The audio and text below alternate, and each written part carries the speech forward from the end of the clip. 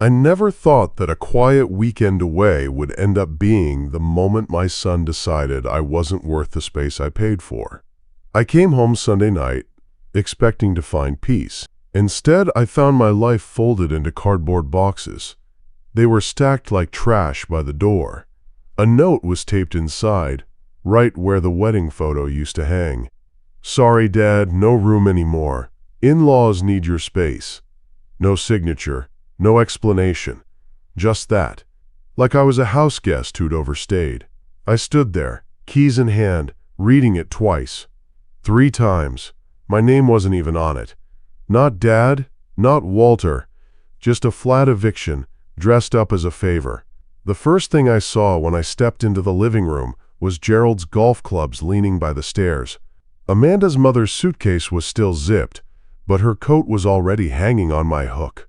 I built that entryway, sanded every board myself. The kind that creaks just a little when you step in with wet boots.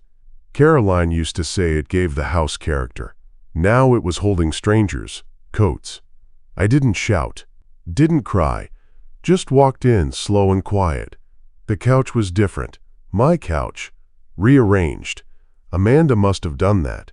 She's always rearranging things that don't belong to her. Greg wasn't there. Of course he wasn't. He didn't have the guts. His car was gone. But Amanda's parents? Right at home. Gerald's Lexus was in my spot. Patricia had a glass of wine on my end table. White. No coaster. She was sitting in Caroline's chair. Reclined. Like she owned it. I didn't say a word. Just walked through. Past the kitchen island I refinished by hand. Past the hallway where Greg learned to walk. Past the den that used to be mine before they turned it into a meditation room. I opened the back door, closed it gently, walked out. Not a soul tried to stop me. The air was dry, cool, the kind that nips at your neck when the season starts to shift. I stood by the porch steps a minute longer than I needed to, long enough to hear the laughter coming from inside. Not Greg's laugh, Amanda's dad. Loud, sharp, like the kind of man who thinks he's earned the right to be wherever he wants. Maybe he has. Maybe he earned Greg. I walked to the car, turned the key, and didn't look back. Not even once. I drove the 40 minutes back to my North Hills apartment, the one I never told Greg I still kept. I said it was a rental I let go. It wasn't. Just a safety valve I never quite unclenched. I sat on the edge of the bed, took the note from my coat pocket, smoothed it flat on the nightstand. It was October 14th, 10 years since Caroline died. Fitting. Back in North Hills I sat staring at that damn note. It was 9:17 p.m. when I checked the clock.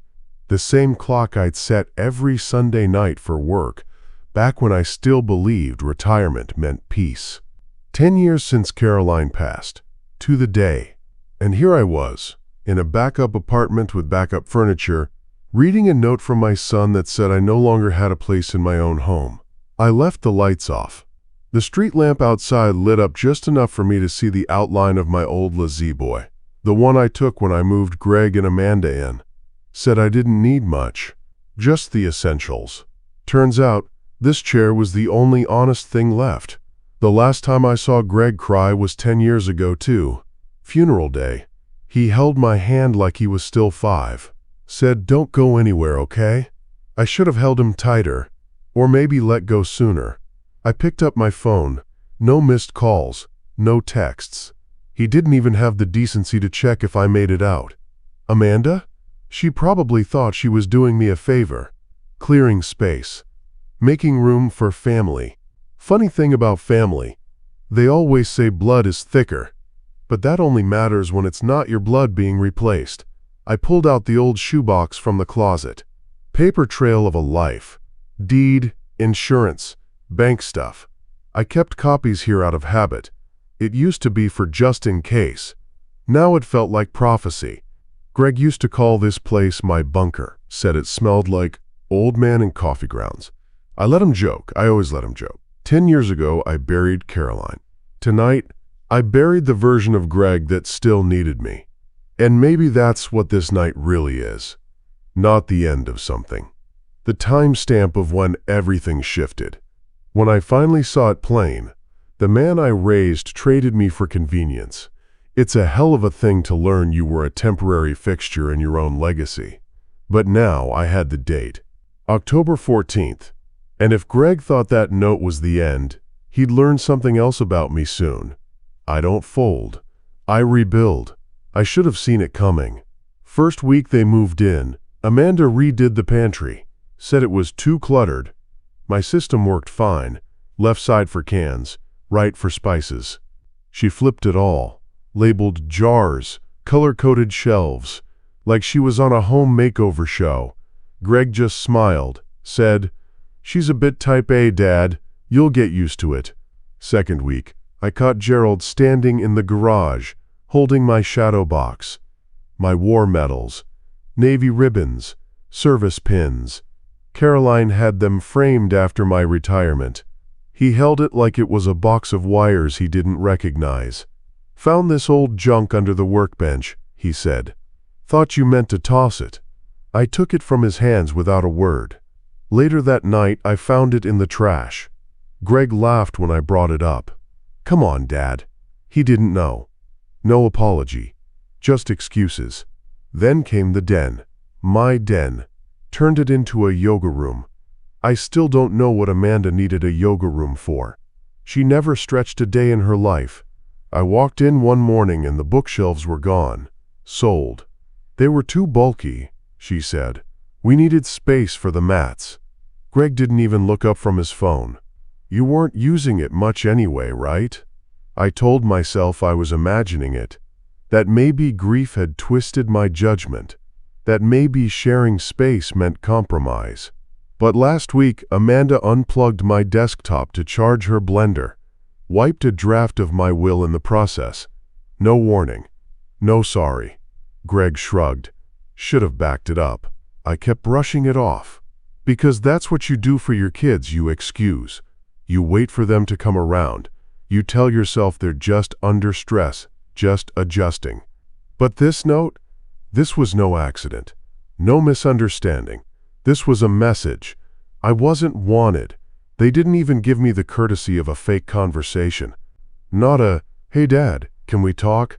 Not a lie about needing space short term. Just a decision made behind my back while I was gone. Packed boxes, no signature. Final straw? It wasn't the note. It was how easy it was for them to write it. That night, I didn't sleep. I made coffee instead. Strong, bitter, exactly how Caroline hated it. Then I drove. No music. Just the sound of the tires eating pavement. 20 minutes. To the storage unit. Key still worked. Second door on the left. Locker 208. I hadn't been there in months. Dust on the handle, stale air thick inside. But everything was exactly where I left it. I moved 2 tubs of Christmas decorations, pushed aside a roll of leftover carpet, and found what I came for. One big plastic bin labeled in my own handwriting. House docs.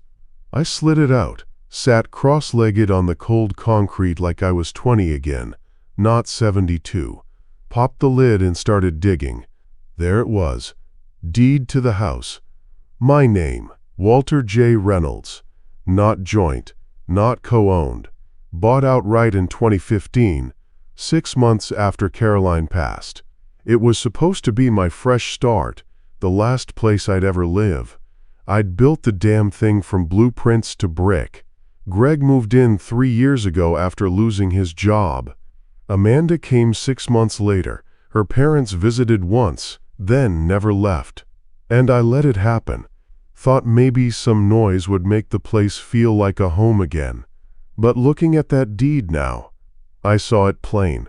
They weren't guests anymore. They were squatters with throw pillows. I flipped through more papers, property tax receipts, utility bills, even a printout of the last mortgage payment. Paid in full. My signature, my name. Every line of ink said the same thing. This is mine. I stayed there a while, just breathing. The kind of breathing you do when your blood's too steady, your chest too tight. I didn't feel angry. Not yet. Anger takes energy. What I felt was colder, sharper, control. They thought I was too old, too passive, that my silence meant surrender. But silence isn't weakness. It's just a pause before the hammer drops. I packed everything back into the bin, snapped the lid shut, and drove home with the paperwork in the passenger seat like an old friend. Greg and Amanda had made their move. Now it was my turn. Next morning, I put on a collared shirt. One of the good ones, the kind you wear when you want to be taken seriously. I drove downtown, paid cash for parking, walked into that tall glass building with the confidence I used to carry on job sites. No hesitation, no slouch in the shoulders. Helen Tran's name was still on the door. Elder law attorney. Sharp mind, sharper memory. She helped me update my will after Caroline died. Didn't talk down to me. Didn't pretend to know my pain. Just did the work. Receptionist asked if I had an appointment. No, I said. But tell her Walter Reynolds is here. She'll want to see me. 10 minutes later, Helen opened the door herself. Same charcoal blazer. Same firm handshake. She looked me in the eye and said, "You hear about your son?" I nodded once. "Come in." Her office smelled like leather and order. Clean desk, no clutter. She motioned me to sit, and I laid out the stack. Deed, taxes, payment receipts, utility bills. Everything I'd pulled from that storage unit. She flipped through the pages like she was reading a story she already half knew. After 5 minutes, she looked up. "Well, Walter, good news is simple. You own the house outright. It's not in a trust, not jointly titled, no liens, just you. And the bad news?" She sat back. "If they're living there, we have to handle it carefully. You can't just change the locks. Not yet. But legally, you hold all the cards." I felt something loosen in my chest. "So if I wanted to sell it, you could list it today. They have no legal claim, no lease, no ownership. At best, they're tenants. At worst, uninvited guests." She paused. "Do you want to sell it?" "I want them out," I said. "Clean, legal, fast." Helen's eyes sharpened. That's why I liked her. No flinching. "All right," she said. "We'll do this by the book. But if they push, we push harder." I nodded. Greg had made a quiet move, kicking me out without touching a door. Now I was making mine, hiring the kind of woman who doesn't blink when it's time to fight. I told Helen my plan over black coffee, and a silence that made things real. "I'm not looking for revenge," I said. "I'm not burning the house down to spite them. I just want my life back, on my terms." She nodded slowly. "So what's the move?" "I'm selling it. List it, close it, and get them the hell out. Legally. No drama, no yelling. Just paperwork and a moving truck." Helen leaned forward, fingers steepled. "You sure?" "Dead sure." I wasn't bluffing. I'd spent the last few years saying yes to everything. Every ask, every guilt trip, every silent demand wrapped in politeness. But this wasn't about hurt feelings anymore. It was about boundaries, and mine had been bulldozed. "You'll need to serve them notice," she said. "We'll draft a letter. Give them time to vacate. If they resist, we escalate. But from today forward, stop treating them like family. Treat them like occupants." "Tenants," I said, trying the word on my tongue. "Barely. They've paid nothing. You've got the emails and voicemails. They prove it was temporary housing, not a handover." I thought about the note again. "Sorry, Dad. No room anymore." That was their notice to me. This would be mine to them. I left Helen's office with a folder in my hand and steel in my spine. She said she'd draw up everything that afternoon. Timeline, legal forms, formal letter. I'd sign it all tomorrow.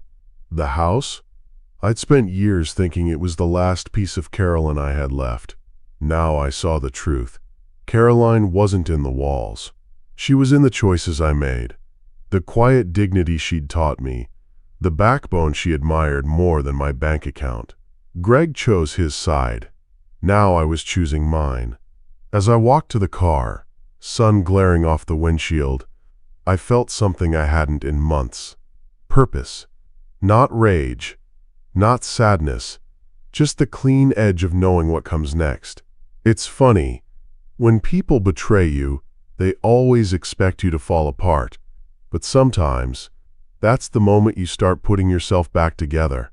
I went back to the house 2 days later, said I needed to grab my mail. That was true, but it wasn't the reason. They weren't home. Amanda's car was gone, Gerald's Lexus too. Maybe they were out house shopping with my roof over their heads. I stepped inside. My boots still knew where to creak. The mail was in a messy pile near the stairs. Half junk, a water bill, and a magazine addressed to Current Resident. I bent down to pick it up and saw it, crumpled, tossed carelessly in the wastebasket near the bench. A real estate brochure. Not just any. High-end. Brentwood Agency. Laminated cover. Full-color listings. Beach homes. Golf course villas. The kind of glossy fantasy people leave lying around to impress guests. And scribbled on the back, in blocky handwriting, I recognized from Amanda's kitchen to-do lists. Call for appraisal. Gerald. I stood there for a second, brochure in one hand, silence pressing in. They weren't just living in my house. They were planning to sell it, flip it, take the equity, fund their retirement with my foundation. I flipped the brochure open. One of the listings looked eerily similar to my layout. Not exact, but close enough to copy. Greg knew I owned it. Hell, he'd thanked me years ago for letting him crash while he figured things out. Now he was standing by while Amanda's parents lined up buyers. I put the brochure back exactly where I found it. Let them think I never saw it. That's when I knew I'd made the right call with Helen. This wasn't about misunderstandings anymore. This was a play. And they thought I didn't have the nerve to respond.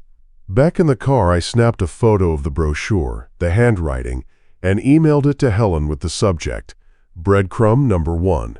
She replied 2 minutes later, "We'll use it. Keep gathering." I looked back at the house one last time. From the outside, it still looked like home. But inside? They'd already started gutting it. Room by room, lie by lie. They thought I'd roll over. But they forgot the one rule every builder knows. Foundations don't fall without a fight. I hadn't pulled comps in a while. Last time was when Greg still called me Pop and asked me to walk him through buying his first condo. Before Amanda. Before the quiet disappeared. So I went where I always went, when things needed to be handled right. The public library. No noise. No judgment. Just free internet and chairs that make you sit straight. I logged into the LA County Assessor's portal. Property sales. Market trends. Pulled a half-dozen active listings in the neighborhood. All within a mile radius. Similar square footage. 2-car garage. Backyard space. Average asking price? North of $940,000. One even went for $1.1 million. Same floor plan as mine, but with a remodeled kitchen. I ran the numbers twice. Then opened a new tab and typed in a name I hadn't used in 5 years. John Mendez. Old fishing buddy. Licensed broker. Retired early, but still took select listings when they came from people he trusted. I sent one line. If I list this week, how fast can we close? Didn't think I'd hear back same day. He replied in 5 minutes. 30 days. Maybe less if the buyers don't need financing. Want to talk tomorrow? I stared at the screen, my reflection faint in the dark glass. My hand hovered over the mouse, then clicked, yes. Let's talk. I printed the comps and slid them into the folder Helen gave me. Labeled the tab, Exit Plan. Everything was lining up. Legal. Logistical, emotional. This wasn't reaction anymore. It was execution.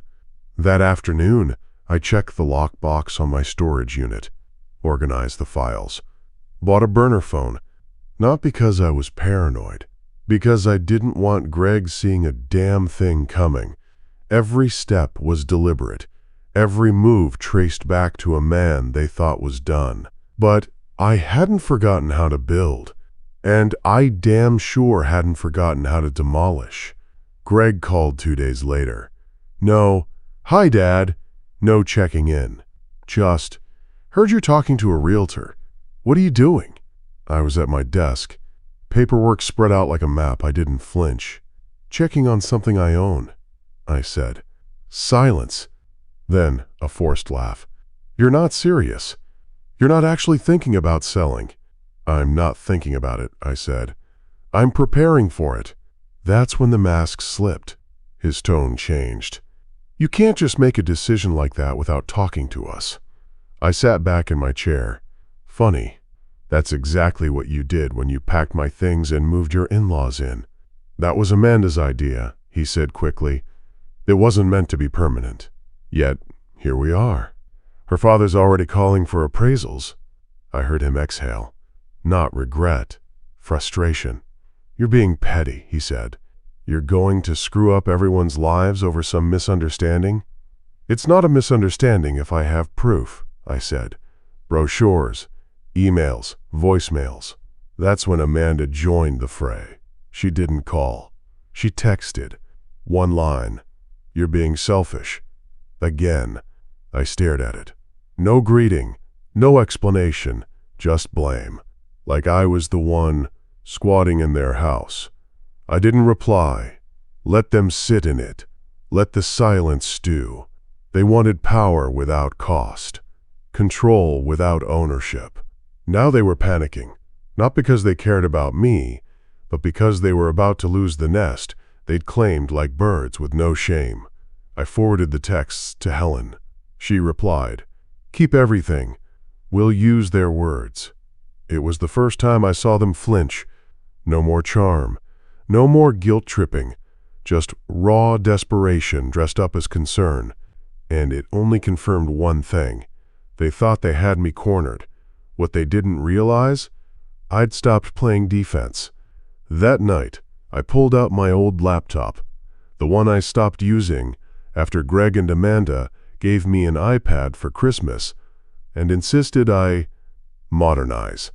Thing is, I never stopped backing up emails, or voicemails, or anything else I might need one day. This was that day. I scrolled back to 2017, found the thread easily. Subject line, "Thanks, Dad." Greg had just finished his graduate program. He and Amanda were in between leases. He called it a rough patch. I called it being 27 and soft. The first email read, "Thanks for letting us crash here while we get back on our feet. We'll be out before summer, promise." I printed it, highlighted the date. 2 years later, another email, this time about converting the guest room into a more permanent space. Still framed as temporary, still begging. I found a voicemail from Amanda too, from 2020. I hit play. "Hey, Walter. Just wanted to say thanks again for letting us make the house our home. You've been so generous. We know it's not really ours, but we'll take good care of it." Her voice was syrupy, practiced. I saved the audio, labeled it Amanda. Admission. I made a new folder, Trail. Dropped everything in, emails, voicemails, scanned bills, screenshots of Greg asking for a short-term favor. Each one proof they knew the house wasn't theirs. It wasn't just about memories anymore. It was about evidence. They could spin stories, paint me as cold. But paper doesn't lie. Helen texted me the next morning. "Any luck finding written context?" I replied with one word, "Plenty." She called instead of replying. "You're building a hell of a case, Walter." "I built homes for 30 years, I said. "This one's just made of paper." She laughed once, short and sharp. "Good, because they're going to push back hard once the notice hits." "Let them." I stared at my desk. Papers neatly filed, voice recordings labeled, everything in order. I hadn't felt this prepared since my contracting days, and the more I organized, the angrier I got. Not the kind that burns fast, the kind that settles in. Helen called late in the afternoon, just as I was sorting through a folder of old tax records. Her tone gave everything away before she even spoke a word beyond my name. "Walter," she said, brisk and measured, "we've got a problem." I stayed silent, waiting. Amanda's parents submitted a mail forwarding request. They're claiming the house as their primary residence now. I sat down slowly, not out of shock, but because something in me settled under the weight of that sentence, like a knot tightening. "And there's more," Helen continued. "They also contacted a loan officer, a reverse mortgage inquiry. They were trying to leverage your equity on your home. So that was their plan. Not just to take space, not just to squat under the guise of family. They were preparing to cash in on everything I built, quietly, behind my back, while calling themselves grateful." "They were going to pull money out of the house?" I asked. "Or at least set up the paperwork to do it quickly?" "You blocked it in time, but barely. They were close." I didn't say anything right away.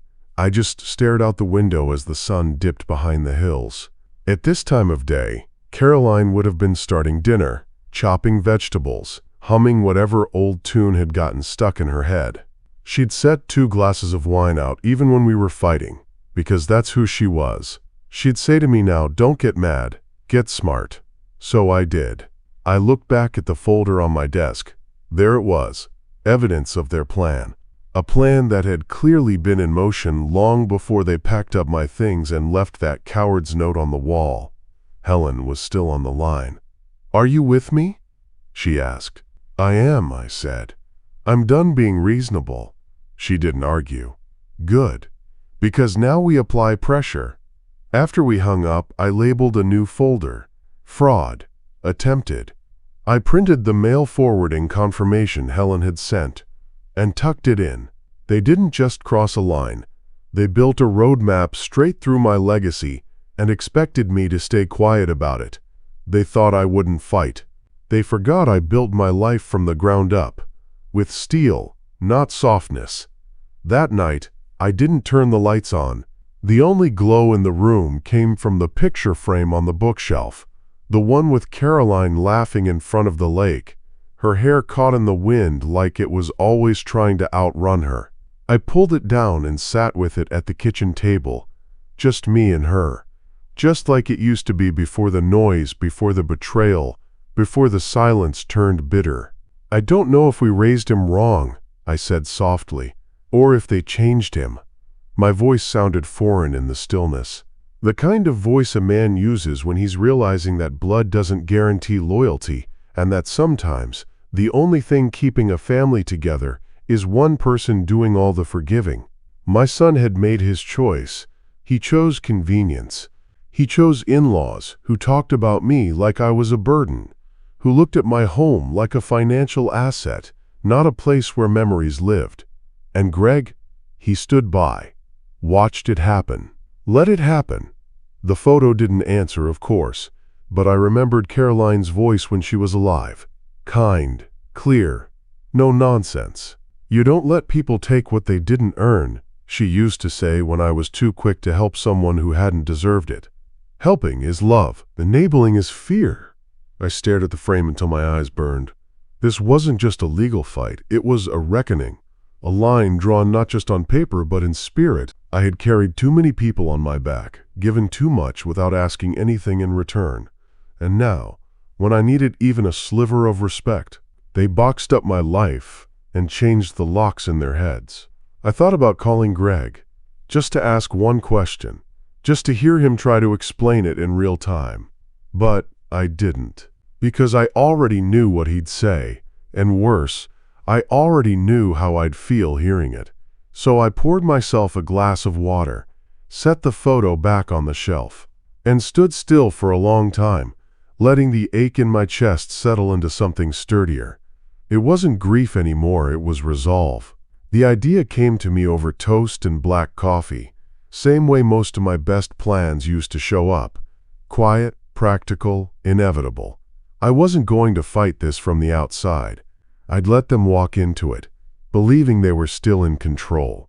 Because people who think they're winning stop looking over their shoulder. I called Greg that afternoon, told him I wanted to sit down as a family. To talk through the future, I said.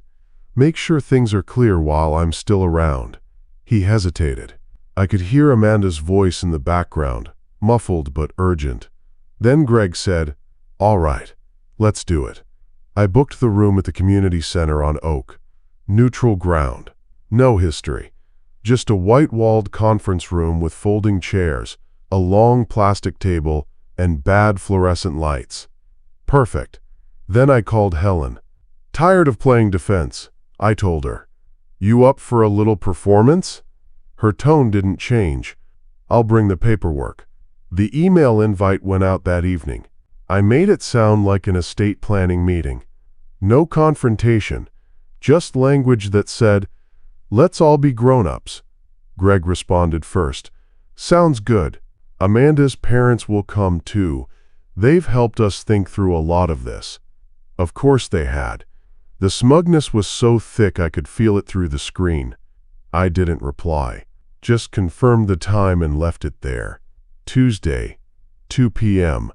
1 hour booked. No refreshments, no distractions. The bait was set, and every one of them had taken it. For the first time in weeks, I slept through the night. No tossing, no planning, just rest. The kind that only comes when you know exactly what the next day holds. Let them think it was just another of my tired, sentimental gestures. Let them think I was showing up to fold. They didn't understand yet. This wasn't my surrender. This was the ground I chose to stand on. And I wasn't coming empty-handed. Tuesday, 2 p.m. sharp. I parked one row away from the door, not because I needed the walk, but because I wanted the space. That quiet moment before a storm breaks.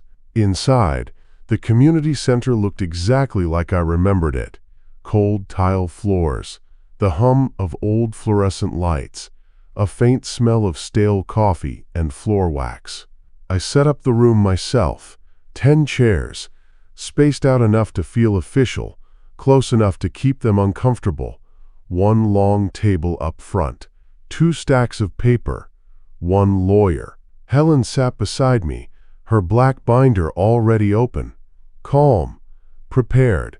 She didn't dress like a courtroom bulldog. No showy suit or loud colors. Just the quiet confidence of someone who knows the law and knows when to use it, like a blade. Greg walked in first. Button-down shirt, trying to look the part of a man in charge. Amanda followed, heels clicking like she was walking into a boardroom. Her parents trailed behind, Gerald in a golf vest, looking smug, and Patricia with her tight smile, holding a reusable water bottle like she'd earned some moral high ground. They didn't say much, just took their seats like they belonged there. Helen opened the folder in front of her. "Mr. Reynolds asked me to join today to clarify some estate matters. He'll speak in a moment, but I'd like to start by reviewing a few documents." Greg blinked. "Wait, I thought this was planning discussion," I said, cutting him off. "It is, for my future and yours." Amanda crossed her arms. Helen slid the first page across the table. The deed. My name. No co-owners. No gray area. "This is the legal title to the property in question," Helen said evenly. "Owned outright by Mr. Reynolds since 2015. Greg opened his mouth, closed it. Amanda's father leaned forward. "What's the point of all this?" Helen didn't look at him. "Transparency." Then she passed out more pages. Emails, voicemails, mortgage inquiries, a mail forwarding form, even a screenshot of a real estate brochure from their trash. Each document landed like a stone. No yelling, no drama, just proof. They came expecting to manipulate me with guilt. But guilt doesn't work on a man who's already lost everything he was afraid to lose. I didn't say a word at first, just watched them sift through the papers, One by one, expressions shifting, from polite confusion to tightening jaws and flickers of panic they couldn't quite hide. Greg kept glancing at Amanda like he was hoping for a script. Amanda kept scanning the pages, looking for a loophole. Her father? He sat back, arms crossed, trying to wear that same smirk he had the day I found him in my garage holding my war medals like they were clutter. Helen cleared her throat. What you're looking at is documentation. Legal ownership, residency records, digital communications, each one reinforcing Mr. Reynolds' sole claim to the property. Amanda's mother finally spoke. This seems hostile. It's not hostile, I said finally. It's overdue. I laid down the last piece, a Zillow screenshot showing my property as a pending listing. That one hit Greg square in the pride. His jaw twitched. You're selling it? He asked, voice low. I'm reclaiming it, I said. And yes, it's already in motion. Amanda leaned forward, voice sharp. You can't do that. This is our home. No, I said calmly. It's my house, and you made it clear I wasn't welcome in it. Her father shifted in his seat. This doesn't have to turn ugly, Walter. Nothing's turning, Helen said smoothly. It's already settled. The law is clear. Amanda slapped a page down onto the table. So what? You're just kicking us out? I looked her dead in the eye. No, you did that to me 2 weeks ago. Silence. They weren't prepared for this. They thought this meeting was a performance, that I'd bring emotions and half measures. But I brought paper. Cold, legal, binding proof that every step they took was a lie built on assumption. Helen handed over one last envelope. Formal notice to vacate, signed and dated. Effective immediately, she said. Greg's face had gone pale. Amanda's father muttered, You can't do this. I turned toward him. Watch me. And I meant it. Because every document on that table wasn't just a defense. It was a mirror. And what they saw staring back wasn't an old man. It was the man they thought they'd erased. Greg tried to recover first. You don't have to do this, he said, voice lower now, more careful. We can fix this. Talk it through. Just us. It was the voice he used when he wanted something. When he was 15 and wrecked the truck. When he was 23 and needed money for his first apartment. I used to fall for it. Every time. But not anymore. Helen didn't even look up. Mr. Reynolds has already taken the necessary steps. There's no negotiation here. Amanda turned to Greg. Say something. I'm trying, he snapped. Then to me. Dad, come on. After everything we've been through. I met his eyes. Exactly. After everything. He looked down. Amanda's mother leaned in, eyebrows high like she was still trying to play gracious host. Surely there's room for compromise. Helen didn't miss a beat. Legally, there's nothing to compromise. You're not on the deed, not on any lease. At best, you're guests. At worst, you're squatters. Amanda's father scoffed. We've lived there for months. Helen pulled another form from her folder. And during that time, you paid 0 rent, made no contributions to utilities, and initiated an illegal mortgage inquiry. That's not residency. That's trespass with intent to defraud.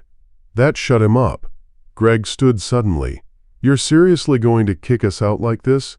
Just like we're nothing? No, I said, standing too. I'm reminding you that you were never entitled to any of it. Amanda blinked, stunned. Greg just stared. You think quiet meant weak, I said. You thought because I didn't fight, I wouldn't. But you forgot who built that house, who paid every bill, who kept this family standing after your mother died. No one spoke. Helen folded the paperwork back into her binder. We're done here. You'll receive the final notice in writing by end of day. Amanda's dad muttered again, voice thick with disbelief. You can't do this. I looked at him. really looked at him, and smiled for the first time in weeks. "Watch me," and I meant it. They came to that room thinking they were walking into a conversation. But I didn't bring questions. I brought consequences. It didn't take long. 2 days after the meeting, a post went up on Nextdoor, not from me. I hadn't told a soul. It was Margaret, my old neighbor, 3 doors down, always watching, always listening. She wrote, "Anyone know why the Reynolds house is suddenly for sale? Heard the in-laws tried to push Walter out. Disgusting if true." 37 comments in an hour. 70 by dinner. People don't forget who poured their driveway or helped fix their fence in a storm. They remember the man who shoveled their walk before his own. And when that man gets betrayed, folks notice. I didn't engage, didn't need to. The court of public opinion was in session without me. Greg and Amanda tried to do damage control. Amanda posted something syrupy on Instagram. "Sometimes families go through hard transitions. Please respect our privacy as we navigate change with love." But love doesn't get you out of theft, and vague words don't stop gossip in a tight-knit neighborhood. Someone commented under the post, "Hard to call it love when you evict your dad and steal his house." That one got 100 likes. The fallout wasn't just online. I heard from John, the realtor, said Amanda's dad had tried to strong-arm a different agent into halting the listing, claimed family dispute and legal complications. Didn't work. The sale was clean, all paperwork in order. Just one rightful seller. Then I heard the part that almost made me laugh. Gerald lost his golf club membership. Apparently, word got around. Someone on the board saw the Nextdoor thread, put 2 and 2 together. Turns out, the club doesn't take kindly to elder exploitation. That stung him. He'd lived for those Tuesdays. The vest, the drinks, the tiny victories. Greg stopped calling. Amanda didn't text again. I think they realized there was nothing left to take, and no one left to convince. What I built stood longer than their schemes. And now, for once, they had to live with the version of the story they wrote. No edits. No spin. Just public truth. The house sold in 21 days. John called me with the final offer. Above asking. Cash buyer. No contingencies. Just clean paperwork and a fast close. I signed without hesitation. Helen wired the funds directly into my investment account. Nothing fancy. Just a steady vehicle with solid returns. Something quiet. Dependable. Like me. Then she sent out the cease and desist letters. Amanda's parents were officially notified. No further contact. No visits. No attempts to interfere with the sale. She filed it with the county just in case they tried anything cute. I waited for the call. It came 2 nights later. Greg. His voice wasn't angry this time. It was cracked, thin, like someone who finally realized the train had left the station without him. "You really did it," he said. "I did what needed to be done. You've ruined us," he whispered. I almost laughed, but I didn't. I stayed still, let the silence speak. Then I said it plainly. "No, you did that yourself." He didn't respond. I could hear Amanda yelling in the background, frustrated, panicked, furious. She wasn't built for losing. Greg finally muttered, "You didn't have to be this cold." That's when I said it. "You didn't have to be this cruel." Click. I didn't call back, didn't feel the need. They had spent years assuming forgiveness was guaranteed, that no matter how far they pushed, I'd stay in the role they wrote for me, quiet, generous, forgettable. But they learned something real that week. Even the kindest man has a threshold, and once you cross it, there's no road back. Amanda's parents disappeared from the neighborhood, their SUV gone overnight. No goodbye, no explanation, just vanished like smoke. I imagine they'll resurface somewhere else, find a new house to nest in, but this time, it won't be mine. As for Greg, I don't know, I don't check, I don't need to. What I needed was closure. I got it in legal ink, wire transfers, and locked doors they'll never walk through again. No screaming, no dramatics, just clean lines and final steps.